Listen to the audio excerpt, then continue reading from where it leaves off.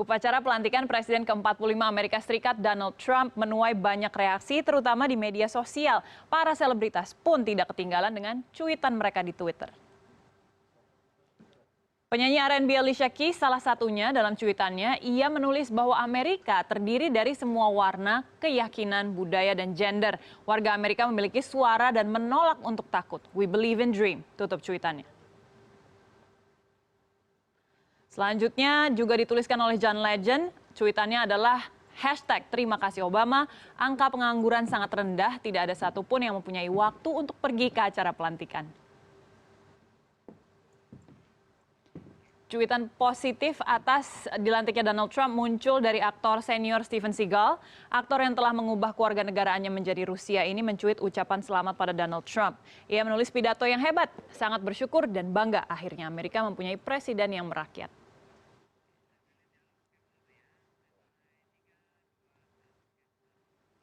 Dan cuitan dari Alicia Keys, John Legend, juga Steven Seagal, tadi itu hanya 3 dari banyak reaksi yang muncul atas pelantikan seorang Donald Trump. Seberapa besar tanggapan dari para netizen terkait dilantiknya Presiden ke-45 Amerika Serikat ini, sudah bergabung dengan kami di studio CNN Indonesia, Direktur Komunikasi Indikator Rustika Herlambang. Selamat sore Mbak Rustika, selamat datang di studio CNN juga. Dan kita kalau melihat inaugurasi dari Donald Trump ini kan kontroversial sekali ya, mulai dari menolaknya banyak sekali musisi untuk datang dan menjadi bagian dari inaugurasi. Sebelum-sebelumnya tidak pernah ada kejadian seperti itu kan. Kemudian desainer baju juga banyak yang menolak, sampai akhirnya cuitan-cuitan dari netizen seperti tadi ya, sudah ada artis-artis juga yang mencuit demikian. Kalau Mbak sendiri melihatnya seperti apa sih? Ya sebenarnya kalau kita lihat hari ini saja, hari ini tuh sebenarnya waktu Indonesia bagian Barat itu ada 79.000 cuitan dari 68 akun Twitter dan memberikan respon kepada Donald Trump. Tapi ada hal yang cukup menarik di hari ini Amerika saja atau dari seluruh dunia? Ini ada dari seluruh dunia dan kebetulan 83% itu berasal dari Amerika, 4% dari Kanada, 4% dari Indonesia, dan ada Indonesia 4% ya, dan mereka ikut memberikan komentar tentang Donald Trump. Menarik. Gitu. Ya, dan kemudian kalau kita lihat sebenarnya hari ini tuh adalah hari yang cukup membahagiakan untuk Trump. Karena kalau dalam sepanjang bulan Januari dia direspon sentimen negatif sebanyak 43%. Wow, banyak ya sebenarnya kalau kita lihat ada di sini mungkin. Ya, terus kemudian 1 minggu terakhir menjelang pelantikan dia direspon negatif sebesar 38%. Dan itu adalah angka yang sama atau sentimen negatif yang sama pada saat dia mau pilpres.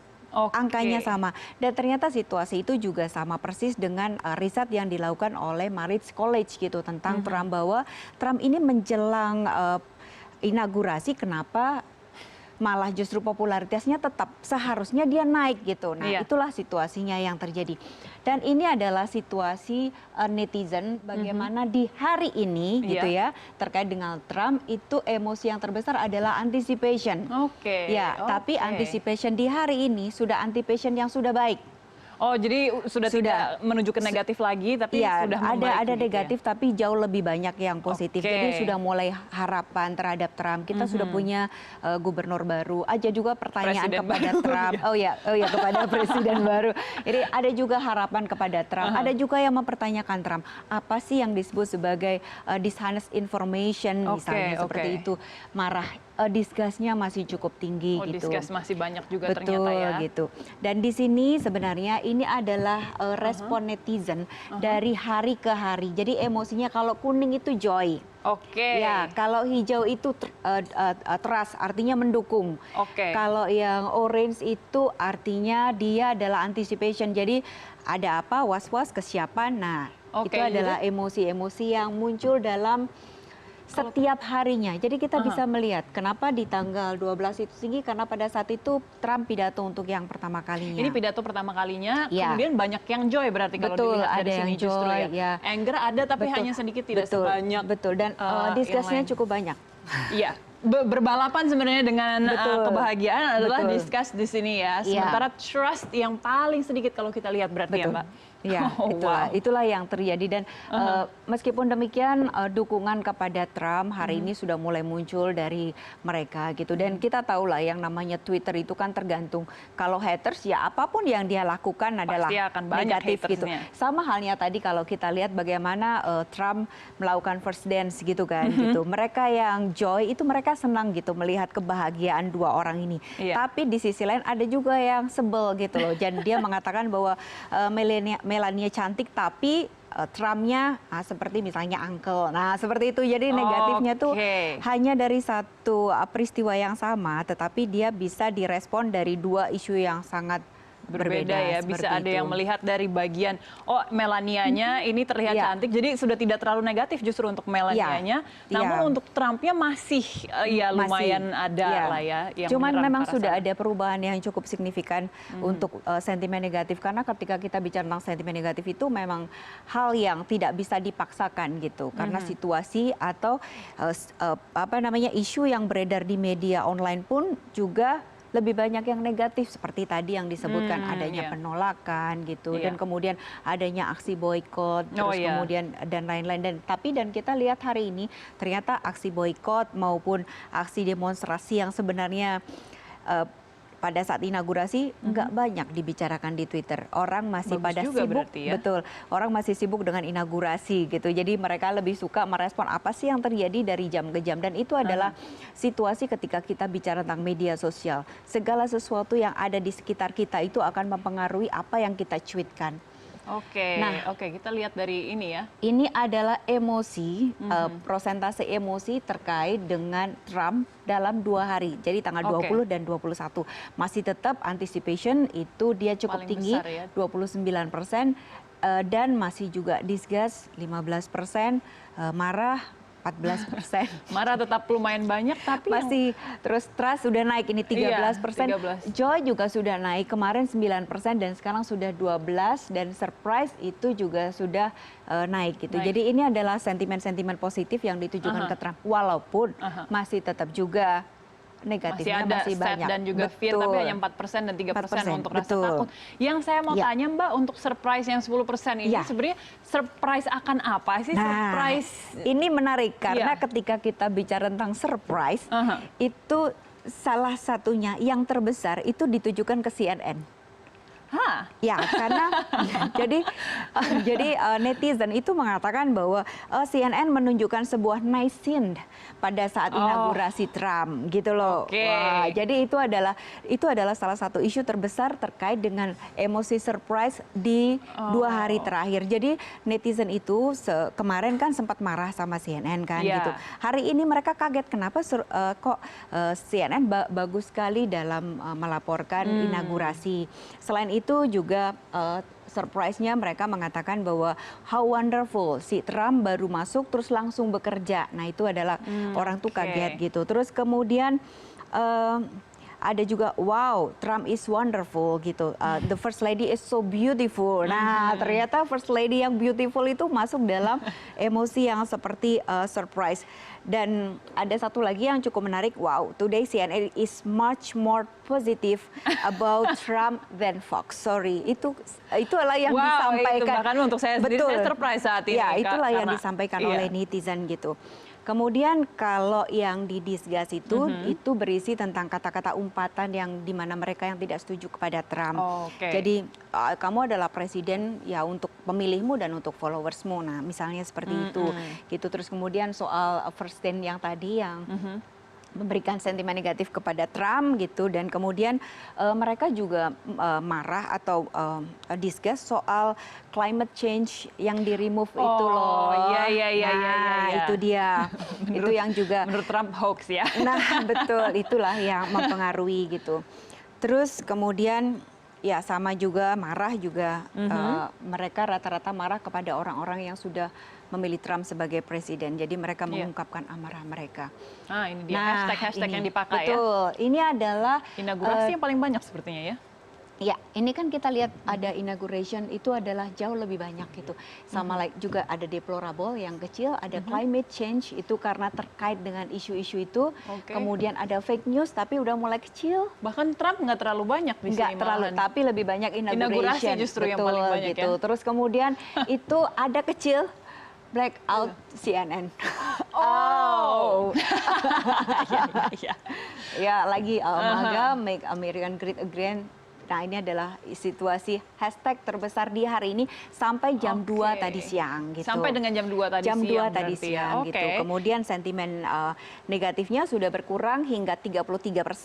Nah itu adalah Netral satu. jadi lebih banyak berarti sekarang Betul, ya. netral dan positif. Dan kemudian mereka, ini adalah usia netizen yang merespon. Kemarin itu dia direspon sebanyak 71%, itu mereka yang berusia 26 sampai 35 tahun. Dengan Oke. emosi yang sangat beragam Iya. itu. Sekarang yang merespon umur 26 sampai 35 hanya sekitar 62%. Jadi memang Oke. berkurang. Kemudian dari sisi female itu perempuan lebih banyak merespon Trump. Kemarin itu mencapai 42% dibanding 58. Nah itu adalah salah satu isu yang cukup besar karena perempuan memberikan partisipasinya kepada Trump dalam seminggu terakhir, dan ada satu hashtag besar dan akan ada gerakan Women's March. Itu Oke. adalah salah satu hal yang membuat isu perempuan jauh lebih banyak dibicarakan. Nanti kita akan bicarakan sedikit Baik. lagi tentang isu perempuan ini karena saya juga agak penasaran tentang Iya. itu ya. Namun CNN Indonesia Newsroom akan kembali masih dengan informasi mengenai Donald Trump. Tetaplah bersama kami.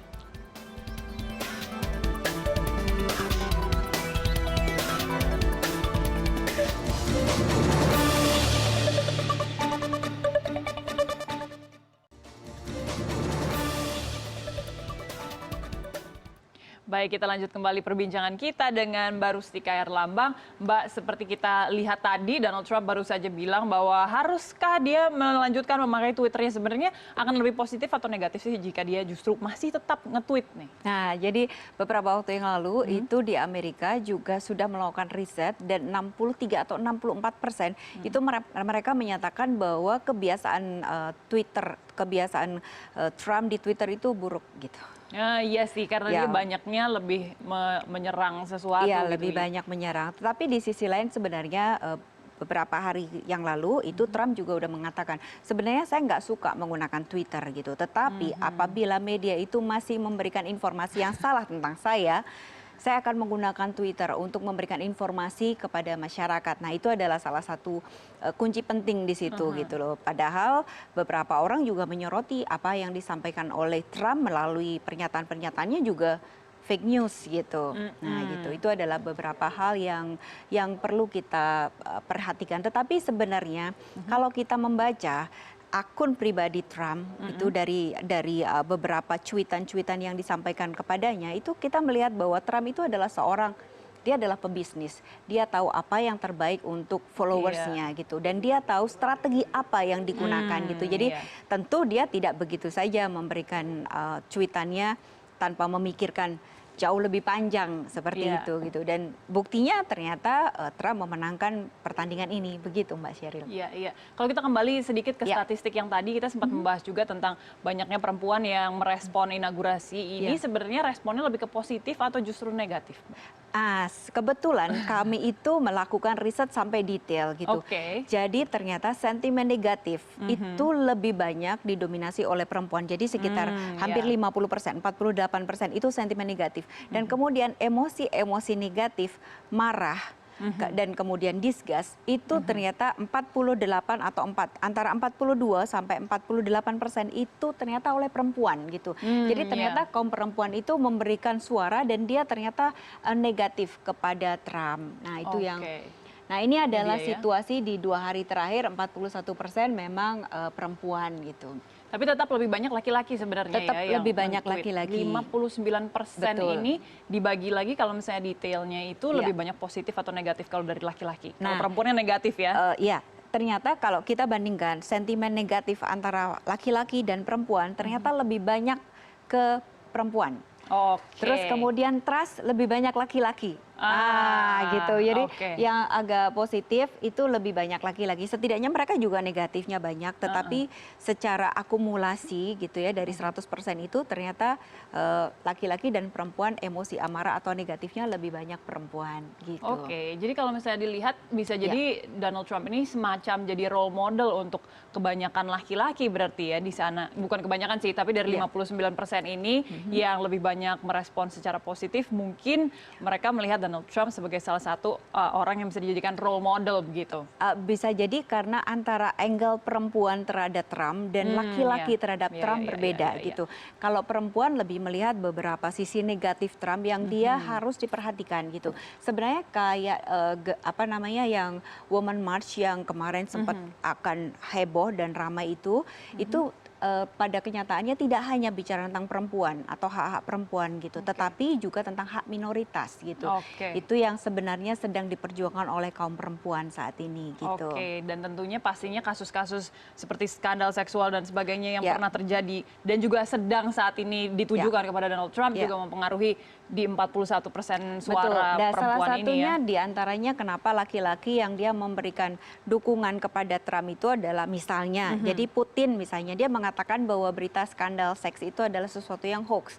Nah itu kan dia mendukung Trump gitu kan, dan kemudian dia juga menunjukkan apa namanya netizen. Nah itu contoh bagaimana antara sudut pandang laki-laki dan sudut pandang perempuan dalam hal cuitan yang ditujukan ke Trump memiliki angle yang berbeda gitu. Kalau perempuan dia lebih bicara mungkin tentang emosinya gitu, beberapa sisi-sisi yang dimunculkan di sana kenapa dia marah kepada Trump. Sementara kalau sisi laki-laki mereka tidak melihat ke skandal gitu, tetapi lebih ke sesuatu yang kalau saya memilih Trump apa yang akan terjadi di masa depan. Nah gitu, seperti itu. Terus kemudian juga kebijakan Trump gitu, lebih ke sesuatu yang lebih besar. Betul. Sementara untuk Trump sendiri, jika dia kebiasaan melontarkan komentar-komentar yang reaktif nih di Twitter, seperti ya dari kemarin, contohnya sudah banyak sekali. Dia ke Meryl Streep juga yang bilang katanya, Anda dibayar terlalu mahal untuk orang setua ini, begitu. Lagi-lagi perempuan yang diserang oleh Donald Trump, gitu kan. Apakah ini nantinya akan baik untuk dia? Memang sih tadi Mbak sudah bilang 60% bilang sebenarnya itu nggak baik, tapi Mbak juga bilang tadi ini bisa jadi salah satu cara atau strategi Trump sendiri. Jadi bisa jadi gitu. It could be both ways lah ya. Betul gitu. Oke, dan seperti ini adalah hal yang sangat menarik sekali ya, bahkan untuk Melania Trump sendiri sekarang tidak hanya sosial media Twitter saja yang membahas tentang inaugurasi, bahkan sampai outfitnya juga dibahas jadi meme dan sebagainya ya Mbak ya. Betul. Tapi again terima kasih Mbak untuk datang dan juga hadir di newsroom untuk hari ini. Ini adalah satu pembahasan yang tentunya sangat menarik sekali dan kita akan melihat ke depannya apakah seorang Donald Trump masih akan menggunakan Twitternya dan apakah akibatnya akan baik atau buruk. Kita pasti akan mengundang Mbak Ros lagi untuk datang ke sini nantinya ya. Terima kasih Mbak Sheryl. Iya, terima kasih.